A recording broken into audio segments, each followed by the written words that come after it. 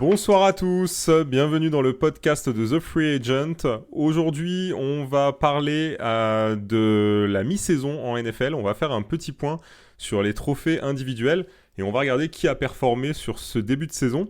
Avec moi ce soir pour en parler, Yaya. Salut Yaya, comment vas-tu ? Salut Mika, bah écoute, ça va très bien, je te remercie et salut à tous les agents libres en quête de contrat. Yaya, on va commencer justement par ces trophées. On va se garder le meilleur pour la fin. On va commencer gentiment. On va attaquer sur le comeback player de ce début de saison. Qui as-tu choisi toi de ton côté ? Explique-nous pourquoi. Qui est-ce que tu as choisi comme comeback player ? Alors bon, ce sera pas une surprise pour personne. En tant que fan des Giants, je choisis Saquon Barkley. Alors déjà parce que c'est un Giant et deuxièmement c'est parce qu'il fait une superbe saison à son retour de plusieurs années de blessures. Il y avait beaucoup de doutes sur lui et du coup il marque les esprits. Alors c'est une année de contrat certes, mais un coureur comme ça qui revient comme ça, juste pour info, il est à 779 yards. Il a marqué 5 touchdowns, c'est fabuleux et tu rajoutes ça presque 190 yards en réception. Voilà, c'est top et je pense que le record des Giants est en partie grâce à lui. Ouais, je pense que effectivement il a fait un très bon retour, surtout qu'on le pensait à un moment donné un peu. On pensait que ça allait être très compliqué pour lui et que c'était un peu fini, qu'il reviendrait jamais à son niveau. Donc je trouve que c'est assez juste. C'est vrai qu'il a fait, enfin il fait en tout cas une très belle première partie de saison, Yaya. Et je pense que ça te ravit plus qu'autre chose. Oui et non, parce qu'en fait, je me dis que c'est une année de contrat. Alors que faire en fin de saison? Est-ce que dans quelle proportion on va pouvoir le prolonger? J'aurais préféré qu'il soit prolongé et qu'il fasse une grosse saison l'année prochaine, un peu moins cher. Mais Ah, ça, blague mise ouais. à part, non, non, c'est une plaisanterie. Non, non, mais je suis ultra content. J'adore ce joueur. Voilà, voilà. Et toi, alors, qui as-tu choisi? Alors, moi je suis allé vers un joueur qui n'a pas forcément été blessé la saison dernière, mais c'est plus un comeback en termes de performance. C'est Geno Smith. Je trouve que son début de saison est vraiment excellent avec les Seahawks, surtout que c'était une équipe qu'on voyait pas du tout cette saison performer. Et pour le moment, il fait un très bon début de saison. C'est le quarterback qui a le pourcentage de passes complétées le plus haut de la ligue à plus de 73%. Il est déjà à 2199 yards, 15 touchdowns lancés et 4 interceptions. Et franchement, les Seahawks, pour le coup, eux aussi lui doivent beaucoup dans ce début de saison à 6 victoires, 3 défaites. Et je trouve ça intéressant. Enfin, moi, ça me fait rire parce que c'est... Voilà, les Seahawks, Russell Wilson était parti. On s'attendait à justement voir une équipe qui allait un peu sombrer. Bobby Wagner aussi n'était plus là. Et finalement, ils font une super saison, en tout cas un super début de saison. Et voilà, je trouve que pour un joueur qui a été pas mal décrié à 32 ans, là, il fait vraiment, pour l'instant, sa meilleure saison en carrière. Donc, je trouve ça intéressant. Ouais, carrément, ouais. Et puis c'est un ancien Giant qui, Ah, ouais, il avait starté à la place d'Eli Manning pour arrêter la série d'Eli Manning à l'époque.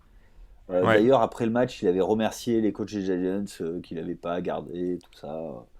Voilà. Non, non, mais je suis assez d'accord avec toi. Alors après, moi, le seul petit bémol que je peux mettre sur lui, c'est que Russell Wilson qui performe pas maintenant comme il performait à l'époque, est-ce que c'est pas aussi plutôt la victoire du coach qui sait mettre en valeur ses quarterbacks? C'est le petit truc.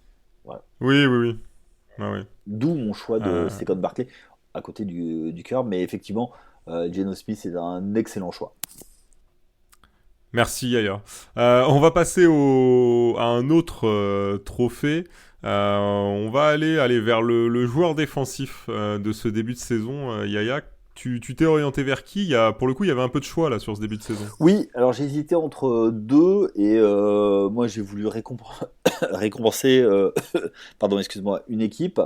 C'est Zadarius Smith qui est arrivé Ouais. chez les Vikings et qui, avec ses 8 sacs et demi, a apporté une nouvelle dimension à cette équipe des Vikings. Alors tout n'est pas rose chez eux, mais ils sont malheureusement pour toi leaders de la NFC North. Et c'est un Malheureusement. transfuge de ton équipe de cœur des Packers. Et je trouve que ce qu'il fait, ce qu'il amène, alors je ne sais pas s'il y a une relation de cause à effet, mais il reste lui leader de cette division. Et j'aime beaucoup ce qu'il fait, les pressions qu'il met sur les quarterbacks. Et vraiment, c'est pas un hasard du tout si les Vikings, grâce à lui, ont une bien meilleure défense. Ouais, c'est vrai. Et en plus, les Packers avaient fait ce choix de re-signer Preston Smith et de laisser partir Zadarius Smith. Je suis pas sûr que ce soit l'option qu'il fallait prendre. Après, c'est vrai que Zadarius Smith, il avait eu quelques soucis de santé et de blessures. Maintenant, il fait un très bon début de saison. Et pareil, hein, c'est un joueur qui contribue énormément au très bon début de saison de son équipe, les Vikings. Moi, de mon côté, j'ai choisi un pass rusher aussi. Et j'ai pas voulu récompenser Micah Parsons, qui est un peu le favori de tout le monde sur ce début de saison. Euh, alors, il fait un très bon début de saison, il n'y a pas de souci. Mais j'ai plutôt pris un joueur des Patriots, qui est Matt Judon, qui est leader de la ligue en sacs avec 11,5 sacs depuis le début de la saison. Et je trouve que voilà, depuis qu'il est arrivé aux Patriots l'année dernière, il a vraiment pris une autre dimension. Il avait déjà totalisé 12,5 sacs. Là, il est déjà à 11,5, donc on peut s'attendre à ce qu'il batte son propre record sur une saison. Et je trouve que c'est vraiment un joueur qui colle assez bien à cette équipe des Patriots. Et heureusement qu'ils l'ont, parce que pour le coup, le début de saison des Patriots, il est un peu en dents de scie. Et c'est vrai qu'il a beaucoup apporté, je trouve, défensivement, avec beaucoup de pression sur les quarterbacks adverses. Et en plus, là, il a vraiment des stats qui suivent, quoi. C'est pas juste de la pression, ça se convertit en sac. Donc, vraiment un très bon joueur qui, pour moi, est voilà, arrivé à maturité. Il a 30 ans, il est vraiment au top de sa forme. On verra s'il arrive à continuer sur la deuxième partie de la saison. Ouais, clairement, clairement. Alors, encore une fois, le système Belichick permet de mettre en valeur ce type de joueur et Tout à fait. il en profite pleinement. Et ouais, je comprends tout à fait ton choix, qui est également un excellent choix. Et exactement, comme tu dis, c'est vrai que ce système Bill Belichick, c'est quand même quelque chose, que ce soit pour le poste de quarterback ou pour certains autres postes comme ça en défense. Il a quand même un petit côté magique, ce coach. Et il arrive à rendre des joueurs qu'on pourrait croire moyens ou moyens plus, plutôt bons.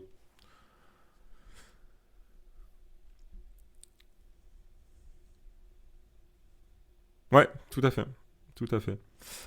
Yaya, on va passer du côté des rookies et des joueurs de première année. Alors, on a fait une catégorie rookie globale, mais on pourrait évidemment faire rookie offensif, rookie défensif. Mais je vais te poser la question vraiment sur le rookie de manière générale. Quel est le rookie qui t'a le plus impressionné sur ce début de saison et pour toi qui mériterait à la mi-saison ce trophée de rookie de l'année? Alors, je te cache pas que pour moi, ça a été vraiment extrêmement compliqué. Parce que déjà, je suis pas un grand amateur de draft et de connaître les joueurs. Et il y a très peu de joueurs que j'attendais vraiment cette année. Il n'y a pas un joueur générationnel. Je trouve qu'ils sont Hmm. beaucoup à un niveau assez équivalent. Alors avant tout, je voudrais mettre une petite mention sur un joueur à qui je ne décerne pas ce prix, mais je pense fortement, c'est Bryce Hall des Jets, qui pour moi a vraiment changé cette équipe. Voilà, et je trouve que cette année les Jets sont très intéressants, donc je voulais en parler. Alors moi en tant que fan des Giants, dire du bien des Jets, c'est assez rare. Mais pour moi le rookie qui m'impressionne le plus, et pour moi pour qui je vais aller, c'est Dameon Pierce Ouais. des Texans, des Houston Texans.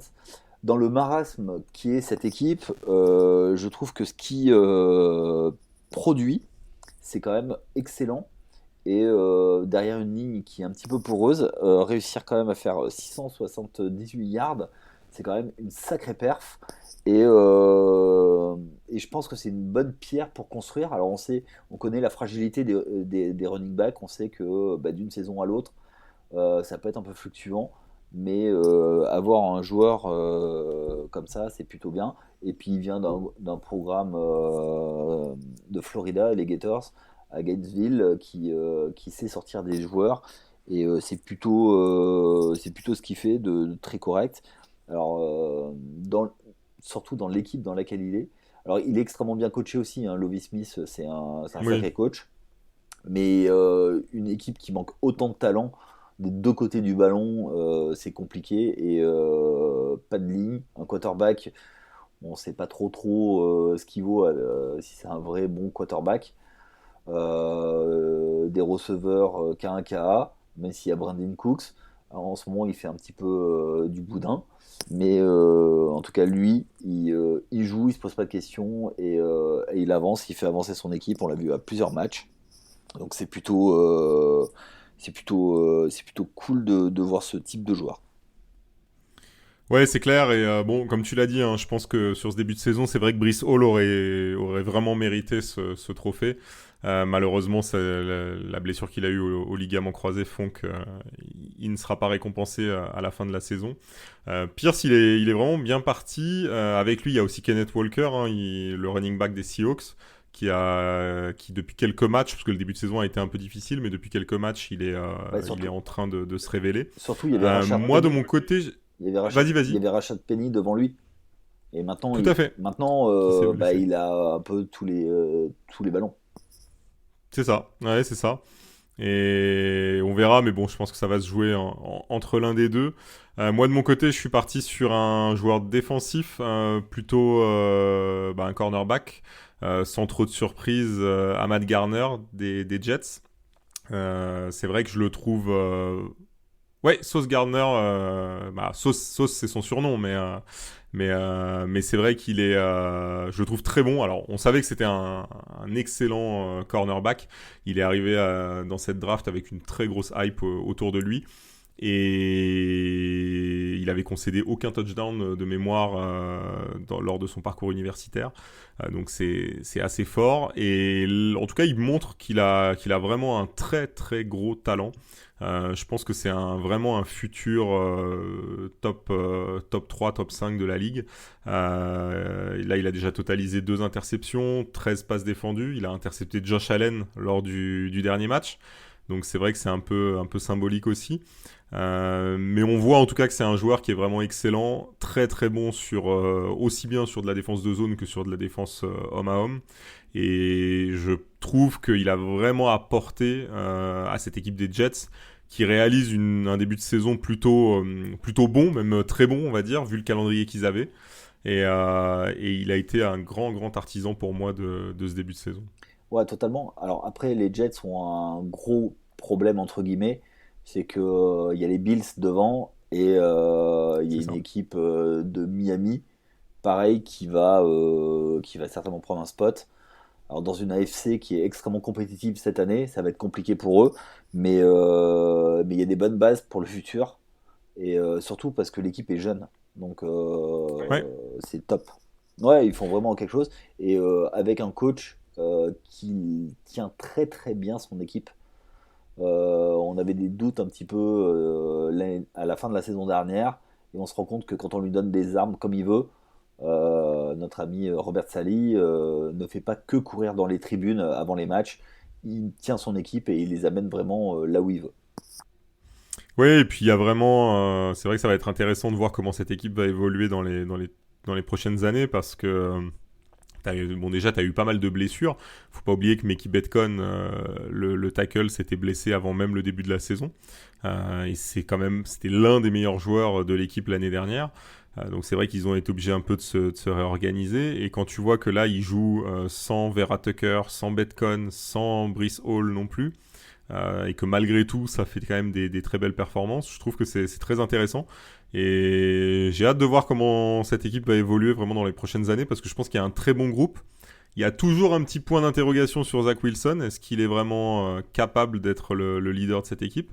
Mais en tout cas, il y a vraiment de quoi faire. Et c'est vrai que cette année, ils ont quand même fait, pour moi, un bond en termes de qualité par rapport à ce qu'on avait vu l'année dernière. Alors sur Zach Wilson, je mettrai toujours un petit bémol. Parce que on sait pas trop, on sait toujours pas ce qu'il vaut vraiment. Ouais, c'est ça. Ouais. C'est ça, c'est ça. Entièrement d'accord. Yaya, du coup, on Oui, a parlé du comeback player, on a parlé des rookies, on ouais. a parlé du joueur défensif. On va passer aux joueurs offensifs de la saison. Qui as-tu choisi? Qui as-tu récompensé? Il y a Il y en a un peu beaucoup. de choix. Ouais. T'es parti vers qui? Alors un joueur que depuis le début j'ai énormément de doutes, mais je suis obligé de m'incliner devant tant de talents. Alors, je sais qui tu vas dire. Alors vas-y. C'est un receveur. Exactement, c'est un receveur, un Je, dauphin. je sais que tu trouves qu'il a des mains peu Ouais, sûres. voilà, exactement. Mais je suis obligé de constater que bah voilà, il a quand même changé la face de l'attaque des Dolphins. C'est Tyreek Hill. Ouais. J'avais beaucoup de doutes sur lui. Et si Kansas City l'a laissé partir, je pense que Kansas City il y avait aussi des doutes et ils avaient besoin de reconstruire différemment leur attaque. Et j'avais beaucoup de doutes sur la connexion Tyreek Hill, Tua Tagovailoa. Et en fait, je suis obligé de reconnaître mon jugement un peu hâtif. Et oui, pour moi, c'est le joueur offensif cette année. Alors j'ai hésité longuement avec un autre joueur, mais pour moi, l'attaque de Miami est tellement fun à voir jouer. Ils ont un duo, trio de la passe, parce que Waddle est extrêmement fort aussi.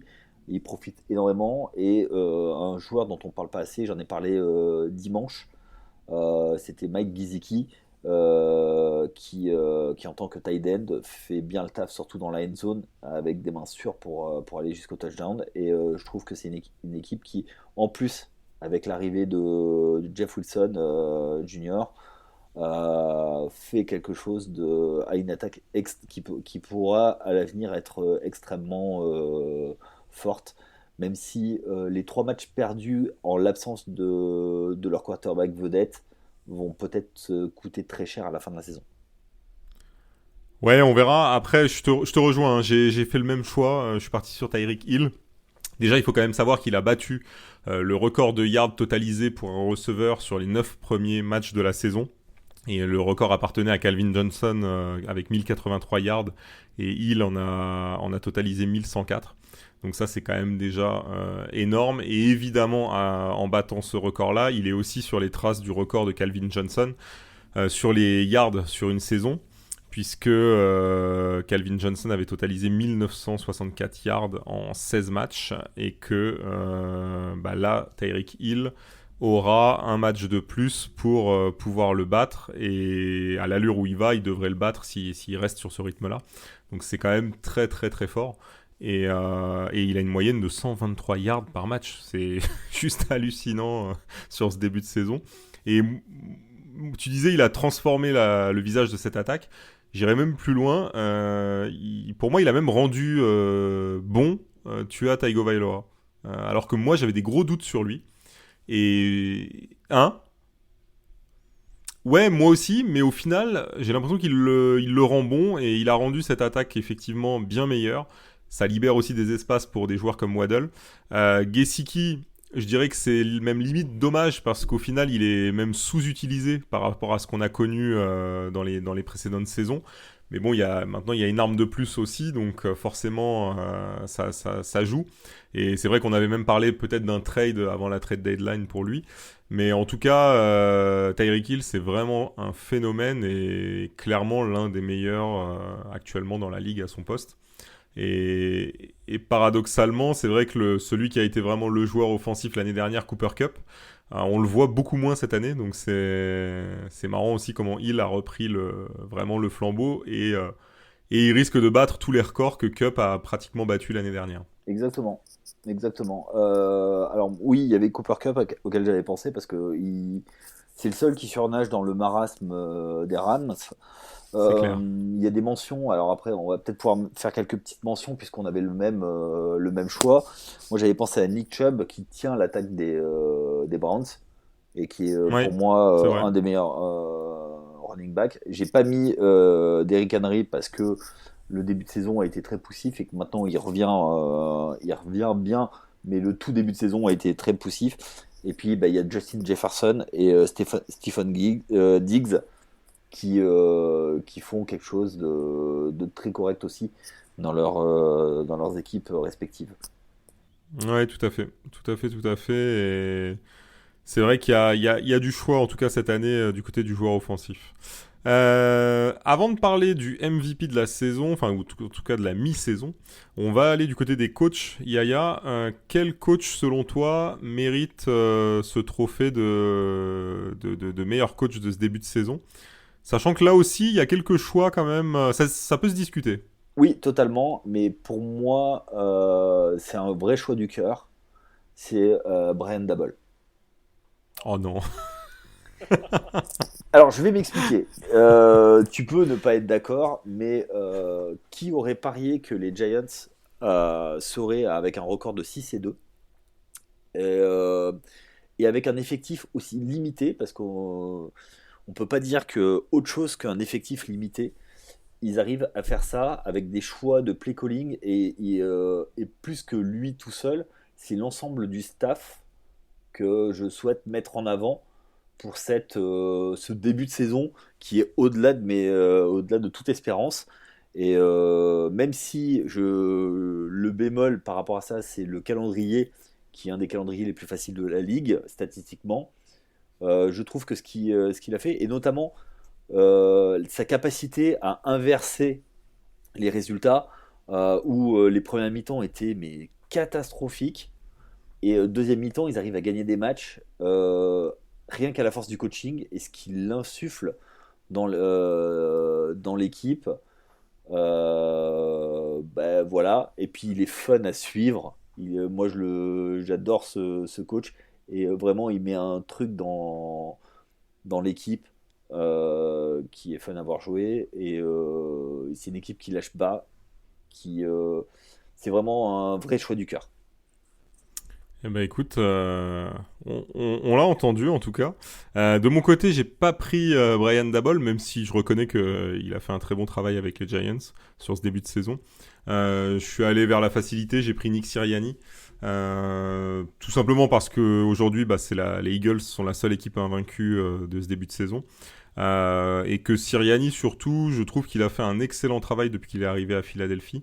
L'année dernière, il a pris l'équipe, il a terminé la saison à 9-8. Là, cette année, ils ont fait pour moi un excellent recrutement. Et l'équipe bah, performe très très bien depuis le début de saison. Alors avec des matchs, certains matchs gagnés assez facilement, d'autres ça a été plus serré.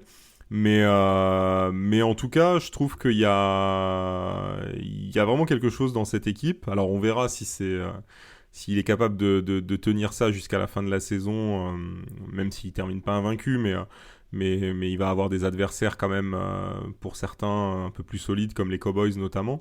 Donc on verra ce que ça donne. Mais en tout cas, je trouve que le travail accompli est très bon. Je ne sais pas si ce sera l'année des Eagles, mais je pense qu'il est en train de vraiment construire une vraie équipe du côté de Philadelphie. Et à mon avis, voilà, avec quelques ajustements, il devrait vraiment en faire une équipe très compétitive. Et je trouve que c'est un très bon boulot qui a été fait. Il exploite très bien Jalen Hurts. Et vraiment, je suis assez impressionné qu'en une saison et demie, il ait réussi à mettre l'équipe à ce niveau-là. Maintenant, il est capable, enfin, on sait jamais, hein, il est capable de nous faire une Steelers d'il y a 2 ans et perdre ensuite tous ces matchs de fin de saison. Et voilà, on sait jamais. Mais voilà, ce serait pour moi celui qui mériterait cette récompense sur le début de la saison. Alors, je peux que souscrire par rapport à ça. Alors, moi, je trouve que l'effectif est tellement complet Parce que pour moi, en NFC, c'est l'effectif le plus complet. Euh, et ça me fait mal de le dire, mais je pense que leur seul vrai rival dans la NFC, c'est les Cowboys. Et Oui. je pense que ça va être Alors, on sait que les Cowboys, historiquement, choke en playoff. Mais et puis attention aussi à San Francisco. Je pense que Ce que j'allais dire, attention aux 49ers, ouais. ouais, parce qu'ils vont monter en. On sent que c'est le volcan qui est prêt à exploser en fusion et à renverser tout sur son passage. Mais ouais, c'est ça. Je pense que les Cowboys et les Niners vont être les deux rivaux. Mais je reste persuadé qu'ils ont quand même un effectif qui est tellement solide que je ne sais pas si c'est le travail, le travail du coach ou le talent des joueurs. Voilà.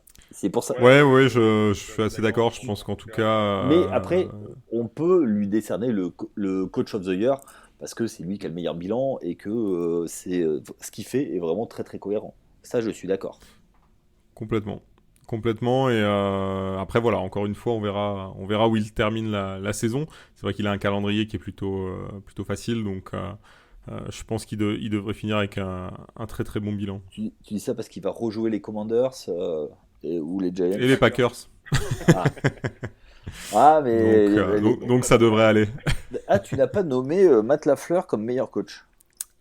Ah, écoute, non, j'ai longtemps hésité, tu vois, mais finalement, je me suis résigné. J'ai pas trouvé les arguments, donc je me suis dit, D'ailleurs, autant aller. on a vu que cette nuit que Frank Reich, un ancien coordinateur de Philadelphie, s'est fait couper. Ouais, tout à fait. Tout à fait, tout à fait. Coach des Colts. Donc voilà, Frank Reich qui avait quand même fait de très bons débuts, mais il paye un début de saison où il n'a pas su inverser la tendance, mais il n'a jamais eu 2 ans de suite le même quarterback et beaucoup de blessures cette année quoi. Ouais, et puis il y a aussi des joueurs qui sont pas au niveau qu'on attendait. Je pense notamment à Jonathan Taylor qui est blessé, enfin qui a été blessé, mais même avant ça, qui a eu du mal à vraiment performer sur le début de saison. Yaya, on va passer au dernier trophée, mais pas des moindres, l'un des plus importants, celui de MVP de ce début de saison. Alors pour le coup, je suis curieux de savoir qui tu as nommé. Alors, au-delà des statistiques, moi c'est le body Il va me citer un language. Giants. Pardon? Il va me citer un Giants. Non, non, on va pas pousser quand même. Pour moi, c'est un joueur qui évolue dans l'État de New York. C'est Josh Allen. Ouais, Euh, très, très bon choix. j'ai hésité avec Pat Mahomes, qui pour moi sont un peu des jumeaux.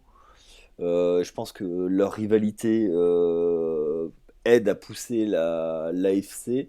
Mais moi, c'est dans l'attitude générale.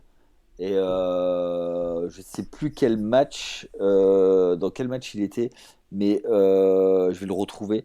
Mais le body language et comment il a amené son équipe à se dépasser, à faire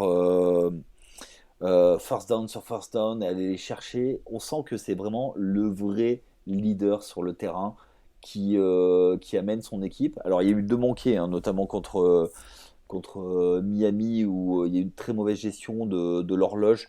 Il n'est pas étranger, mais il y a pas eu que lui. Il y a eu des play calling très très douteux. Et il y a le dernier match contre les Jets, qui était un match de division où ils étaient un petit peu en dessous. Mais pour moi, c'est vraiment le joueur moderne, surtout le quarterback moderne, qui a un bras de dingue, euh, qui envoie des yards de partout. Il est déjà à 2403 yards. Il envoie des touchdowns. Alors, il a des bonnes cibles, hein, faut pas se cacher. Mais, oui, mais quand il faut, ben, il va au mastic. Il va chercher les first downs à la course. Ouais, grosse Euh, mobilité, hein. Ouais, et alors ça a un inconvénient, hein, on va pas se cacher, ça peut mettre sa santé en danger, Mais aujourd'hui, il a presque 400 yards à la course. Donc, quand tu rajoutes ça à ses 19 touchdowns, voilà. Et alors, son petit péché mignon, c'est quand même les interceptions. Il en a 8 déjà. Oui. Ça fait un peu beaucoup, ça fait une par match. Mais pour moi, c'est des choses. C'est les grosses équipes en début de saison. Il y a toujours des petits réglages à faire et c'est maintenant qu'on va voir s'il passe la seconde, voire la troisième, pour aller vers plus haut et notamment aller vers le titre suprême. Ouais, après je te rejoins, c'est vrai que bon, c'est pas sa meilleure saison en termes de statistiques, hein. Il a déjà connu mieux il y a 2 ans. Maintenant, j'ai l'impression qu'il est en train vraiment de gagner en maturité. On verra si ça suffit pour aller au bout. Moi, c'est pas celui que j'ai choisi. J'ai trouvé déjà que sur ce début de saison, il n'y avait pas un joueur vraiment qui se dégageait complètement tout seul comme un potentiel MVP. J'ai l'impression que ça va être assez disputé. Moi, je suis parti sur Patrick Mahomes pour la simple et bonne raison qu'il est actuellement c'est le leader en touchdown lancé, en yard lancé, si je me trompe pas, sur ce début de saison. Et ouais, c'est en touchdown aussi du coup. Alors certes, il a lancé 6 interceptions, c'est pas son meilleur début de saison. Mais voilà, je trouve qu'il est toujours impressionnant. Il est toujours là. On lui a quand même enlevé, pour moi, son meilleur receveur. Et on peut pas dire non plus que les deux remplaçants qui soient arrivés, que ce soit Juju Smith-Schuster ou Marquez Valdez-Scantling, soient encore à plein régime. Et malgré tout, ça performe. L'équipe joue bien. Ça avance. Alors il a Travis Kelce qui fait un énorme travail aussi. Et ça aide. Ça aide. Ouais. Et voilà, pour moi, en tout cas, clairement, ça se joue entre Josh Allen et Mahomes, sans aucun doute.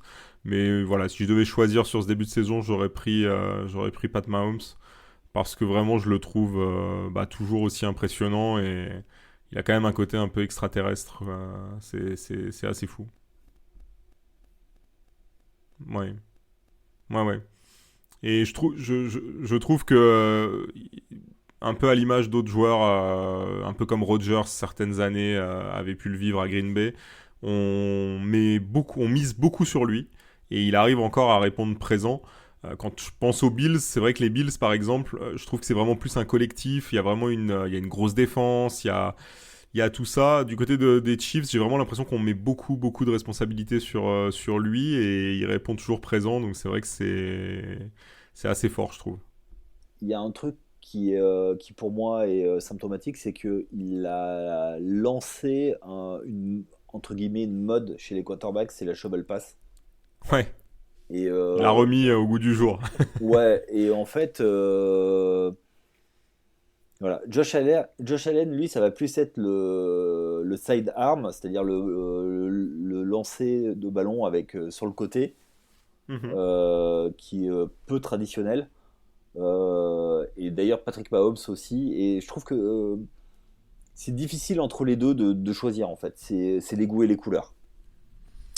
C'est ça, non, c'est ça, et c'est vrai que c'est deux très très bons quarterbacks. J'aime bien Josh Allen, j'espère d'ailleurs qu'il gagnera le Super Bowl un jour. Mais c'est vrai que c'est quand même le duel depuis quelques années, et à mon avis pour les 10 prochaines années, c'est encore le duel de quarterback qu'on aura dans cette AFC. Oui, oui. Alors après, c'est toujours compliqué hein, de prévoir parce qu'il y a toujours le facteur blessure et Bien l'entourage sûr. des joueurs. Mais oui, oui, oui, je suis assez d'accord avec toi. Eh ben écoute Yaya, on a fait le tour de tous ces trophées. On verra si la vérité de la première partie de la saison sera la vérité de l'intégralité de la saison. On en reparlera dans dans quelques semaines. J'en doute aussi. On a eu pas mal de surprises depuis le début de la saison, Je pense que donc voilà. les seuls trophées qui resteront pour moi une vérité sûre, c'est les deux MVP qu'on a Oui, donnés. Après, ouais, pour ouais. le reste, ça va tellement vite que ça peut changer.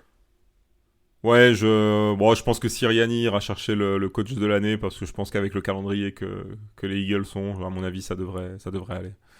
Mais, mais à voir. En tout cas, pour tous ceux qui nous écoutent, sachez que vous retrouverez un article détaillé sur notre site expliquant nos choix de la rédaction, pas uniquement les choix de Yaya et moi, mais les choix de toute la rédaction, argumentés pour ces trophées de la mi-saison. En attendant, n'hésitez pas à retrouver toutes nos émissions foot américain, basket et tous les autres sports US sur le site et sur le Twitch et sur YouTube aussi. Vous retrouvez tout ça. Et tous nos articles. On se retrouvera dès jeudi, Yaya, parce qu'on va avoir droit à un match. Alors, attends, je ne l'ai pas sous les yeux. Un Thursday Night Football entre les Texans. Non, pardon. Non, Carolina. C'est Carolina-Atlanta, je crois. Tout à fait. C'est les Panthers qui accueilleront les Falcons. Bon, c'est pas le match à enjeu par excellence, mais on s'en contentera. Ah bon, tu vas pas te relever en pleine nuit exprès pour regarder ce match? On va quand même dire que les Falcons jouent quand même pas mal depuis le début de la saison et que c'est assez spectaculaire. Et Cordarrelle Patterson est revenu, et donc ça devrait. J'ai hésité à parler pour le rookie de l'année de Drake London. Ouais, bah écoute, pourquoi pas peut-être qu'il va nous faire mentir dès jeudi et nous montrer qu'on aurait dû le citer. Ouais, tout à fait. Et puis les Panthers qui, même s'ils ont pas très très bien joué, ils ont pris un gros éclat cette semaine. Depuis le départ de Matt Rhule, montrent des choses intéressantes. Alors ils ont une victoire et 2 défaites, mais c'est assez sympa à regarder. Et peut-être que l'on aura droit du coup à du grand Baker Mayfield, comme on a eu lors de la deuxième mi-temps du dernier match. Ou du Sam Darnold, qui sait. Exactement, à voir. Yaya, merci pour ta participation et pour tous ces choix et ces argumentaires. Merci à toi. On se retrouve très vite. Oui. Merci à tous de nous avoir écoutés et à bientôt. Salut.